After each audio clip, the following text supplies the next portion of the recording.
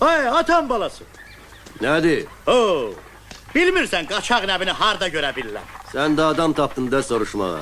Ay, sənin heç dünyadan xəbərin yoxdur ki. Qaçaq nəbini deyirəm, elin igid oğlunu. Elin igid oğlu özünə toy elədi, gələn də olmadı. Gel bir otur görüm. Gel bura görüm ha. İsmimi de bilmirəm. Neynirsən ismini? Sana elə söz deyərdim. Dəymişin dura kalın tökülər. Necə yəni gələn olmadı? Bizim cemaat onun yolunda canından keçər. Adam var həftələrlə yol gəlir ki, nədir onun üzün görsün.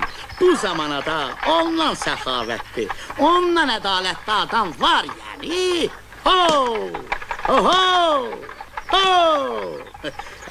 Özü də deyir, Koroğlunun nəvəsidir, nəvəsi. Belə qadasın alım onu.